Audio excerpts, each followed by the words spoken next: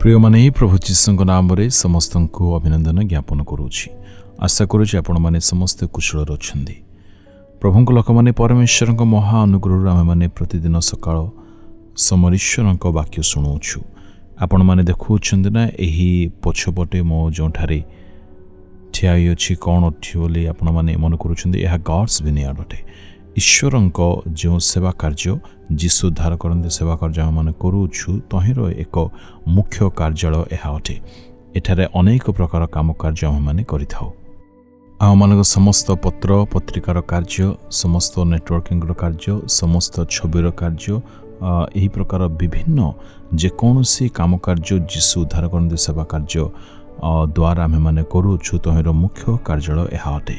ପ୍ରଭୁଙ୍କ ଲୋକମାନେ ଏହାକୁ ଈଶ୍ୱରଙ୍କ ଦ୍ରାକ୍ଷାକ୍ଷେତ୍ର ବୋଲି ଆମେମାନେ ନାମକରଣ କରୁଛୁ। ତହିଁରେ ପରମେଶ୍ୱରଙ୍କ ସକଳ କୃତ କାର୍ଯ୍ୟକୁ ଯଦ୍ୱାରା ଆମେମାନେ ସ୍ମରଣ କରି ତାହାଙ୍କର ଗୌରବ ନିମନ୍ତେ ଆମେମାନେ ବ୍ୟବହୃତ ହୋଇପାରିବୁ। ଏଣୁ ବିଭିନ୍ନ ପ୍ରକାର କାର୍ଯ୍ୟ ଏହି ସ୍ଥାନରେ ଲୋକମାନଙ୍କ ଜୀବନର ଆତ୍ମିକ ଉନ୍ନତି ନିମନ୍ତେ, ପାରିବାରିକ ମଙ୍ଗଳ ନିମନ୍ତେ, ମଣ୍ଡଳୀର ନିଷ୍ଠା ନିମନ୍ତେ, ବିଶ୍ୱାସୀମାନଙ୍କର ଆତ୍ମିକ ଜୀବନର ଉନ୍ନତି ନିମନ୍ତେ ଏହି ସ୍ଥାନରେ ଆମେମାନେ ଈଶ୍ୱରଙ୍କ ସେବା କାର୍ଯ୍ୟ କରିବାର ସୁଯୋଗ ପାଇଅଛୁ। ତେବେ ଆସନ୍ତୁ ଆମେ ପରମେଶ୍ୱର ଆଜି ଆମ୍ଭମାନଙ୍କୁ ଯେଉଁ ବାକ୍ୟ ଦେଇଅଛନ୍ତି ତାହା ପଢ଼ିବା। ପ୍ରଥମ ପିତର 4 ଅଧ୍ୟାୟର 8 ପଦ।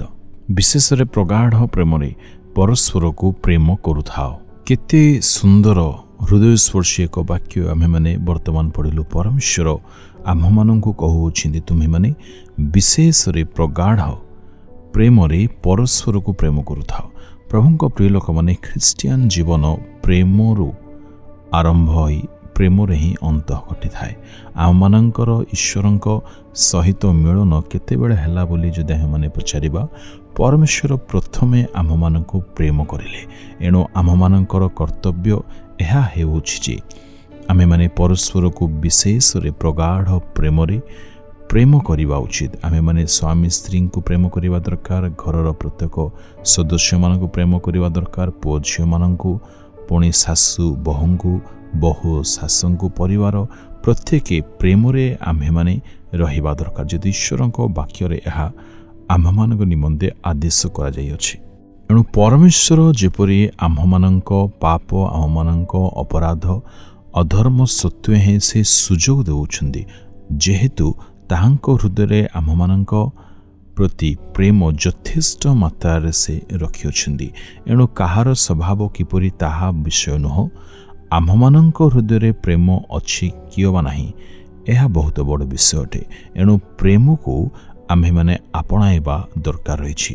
ପ୍ରେମ ବିହୁନେ ଯଦି କୌଣସି ବିଷୟ ଆମମାନଙ୍କଠାରେ ରହିଛି ତେବେ ଆମେ କେବେ ହିଁ ସନ୍ତୁଷ୍ଟ ନ ହେଉ। ଈଶ୍ୱରୀୟ ପ୍ରେମ ସର୍ବଦା ପାପକୁ ଆଚ୍ଛାଦନ କରି କ୍ଷମା ଦିଏ।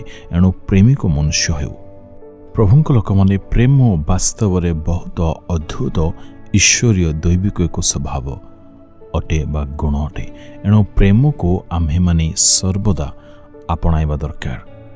ଯଦି ଆମମାନଙ୍କ ହୃଦୟରେ କୌଣସି ବ୍ୟକ୍ତିଙ୍କ ପ୍ରତି ପ୍ରେମ ରହିଅଛି ତେବେ ତାଙ୍କ ସ୍ୱଭାବ ଦ୍ୱାରା, ତାଙ୍କ ଚରିତ୍ର ଦ୍ୱାରା, ତାଙ୍କ କଥାଭାଷା ଦ୍ୱାରା ଆମ୍ଭେମାନେ କେବେ ମଧ୍ୟ ଦୁଃଖିତ ହେବା ନାହିଁ, ବରଂ ତାହାଙ୍କୁ ଆମେମାନେ ବୁଝାଇବା, କ୍ଷମା କରିବା, ତାହାଙ୍କ ପ୍ରତି ସଦୟ ହେବା। ଯେହେତୁ ଆମେମାନେ ସର୍ବଦା ଯେଉଁ ସବୁ ବିଷୟ କରୁଅଛୁ ଆପଣା କାମ କାର୍ଯ୍ୟ ଦ୍ୱାରା, ଆପଣା ସ୍ୱଭାବ ଦ୍ୱାରା, ପରମେଶ୍ୱର ସେ ସମସ୍ତ ବିଷୟକୁ ସବୁବେଳେ ଦେଖୁନାହାନ୍ତି ବା ଏହିପରି ସେ ଅଣଦେଖା କରି କ୍ଷମା କରୁଛନ୍ତି। ତହିଁର ମୁଖ୍ୟ କାରଣ ସେ ତାଙ୍କ ହୃଦୟରେ ଆମ୍ଭମାନଙ୍କ ପ୍ରତି ଅପର୍ଯ୍ୟାପ୍ତ ପ୍ରେମ, ଈଶ୍ୱରୀୟ ପ୍ରେମ, ଅମାପ ପ୍ରଗାଢ଼ ପ୍ରେମ ସେ ଆମ୍ଭମାନଙ୍କ ପ୍ରତି ରଖିଅଛନ୍ତି। ଏଣୁ ଆମ୍ଭେମାନେ ମଧ୍ୟ ପରିବାରର ପ୍ରତ୍ୟେକଙ୍କୁ, ମଣ୍ଡଳୀର ପ୍ରତ୍ୟେକଙ୍କୁ, କାମ କାର୍ଯ୍ୟରେ ଯେଉଁମାନେ ଅଛନ୍ତି ସେ ସମସ୍ତଙ୍କୁ ବିଶେଷରେ ପ୍ରଗାଢ଼ ପ୍ରେମରେ ପ୍ରେମ କରିବା ଦରକାର। ଅର୍ଥାତ୍ ସେମାନଙ୍କ କଟୁ ବ୍ୟବହାର ପ୍ରତି ଆମମାନଙ୍କ ହୃଦୟରେ ସହିଷ୍ଣୁତା ଦେଖାଯିବା ଦରକାର। ସେମାନେ ଯଦି କୌଣସି ଖରାପ ବ୍ୟବହାର ଆମ୍ଭମାନଙ୍କୁ ପ୍ରଦାନ କରୁଛନ୍ତି ତେବେ ଆମ୍ଭେମାନେ ସେମାନଙ୍କ ପାପକୁ ନ ଅନାଇ ଆମମାନଙ୍କ ଈଶ୍ୱରୀୟ ପ୍ରେମ ଯାହା ପରମେଶ୍ୱର ଆମ୍ଭମାନଙ୍କ ହୃଦୟରେ ଢାଳି ଅଛନ୍ତି ଆପଣା ପବିତ୍ର ଆତ୍ମାଙ୍କ ଦ୍ୱାରା, ସେହି ପ୍ରେମ ଦ୍ୱାରା ଆମ୍ଭେମାନେ ସେମାନଙ୍କୁ ପ୍ରତିକ୍ରିୟା ଦେବା ଦରକାର, ପ୍ରତିକ୍ରିୟା ରଖିବା ଦରକାର। ତହିଁରେ ପରମେଶ୍ୱରଙ୍କ ନାମ ଗୌରବାନ୍ୱିତ ହେବ, ଶୈତାନ ଲଜ୍ଜିତ ହେବ। ଏହାକୁ କୁହାଯାଏ ପ୍ରେମର ସ୍ୱଭାବ। ପ୍ରିୟ ଈଶ୍ୱରଙ୍କ ଲୋକମାନେ, ମୋହର ଜୀବନରେ ମଧ୍ୟ ବିଭିନ୍ନ ପ୍ରକାର ଘୃଣା ଲୋକମାନଙ୍କ ଦ୍ୱାରା ମୁଁ ପାଇଅଛି। କଟୁ ବ୍ୟବହାର ଲୋକମାନେ ମୋତେ ପ୍ରଦାନ କରିଥିବାର ମୁଁ ଦେଖିଛି। ସେହି ସମୟମାନଙ୍କରେ ମୁଁ ଈଶ୍ୱର ପ୍ରେମକୁ ଜାଣିନଥିବା ସକାଶୁ ମୁଁ ପରମେଶ୍ୱରଙ୍କୁ କହୁଥିଲି, ପ୍ରଭୁ ମୁଁ ଆଉ ସେବା କାର୍ଯ୍ୟ କରିବି ନାହିଁ, ମୋ ଦ୍ୱାରା ଏହିପରି କାର୍ଯ୍ୟ ହୋଇପାରିବ ନାହିଁ। କିନ୍ତୁ ପରମେଶ୍ୱର ତାଙ୍କ ଆଶ୍ଚର୍ଯ୍ୟ ପ୍ରେମକୁ ମୋ ହୃଦୟରେ ସେ ପ୍ରଦାନ କରିଲେ, ମୋ ହୃଦୟରେ ସେ ଢାଳିଦେଲେ। ସେହିଦିନଠାରୁ ଲୋକମାନଙ୍କର ବ୍ୟବହାର ଦ୍ୱାରା ମୁଁ ଆଉ ଦୁଃଖୀ ହେଉନାହିଁ, ବରଂ ସେମାନଙ୍କୁ ମୁଁ ପ୍ରେମ କରିବା ପାଇଁ ଚେଷ୍ଟା କରୁଛି। ପ୍ରକୃତିରେ ପ୍ରେମ ପରମେଶ୍ୱର ମୋ ହୃଦୟରେ ଢାଳିଥିବା ସକାଶୁ ମୁଁ ପ୍ରେମ କରିବାରେ ମଧ୍ୟ ଈଶ୍ୱରଙ୍କ ମହାନୁଗ୍ରହରୁ ସକ୍ଷମ ହୋଇପାରୁଅଛି।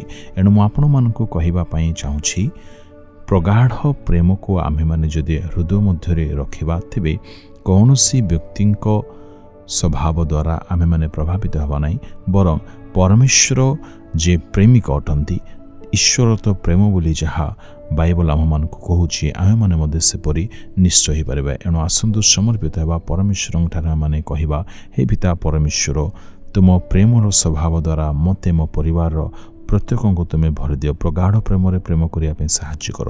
ପ୍ରାର୍ଥନା ଶୁଣିଥିବାରୁ ଧନ୍ୟବାଦ ପ୍ରଭୁ। ଯୀଶୁଙ୍କ ନାମରେ ମାଗୁଛି ପିତା, ଆମେନ୍ ଆମେନ୍।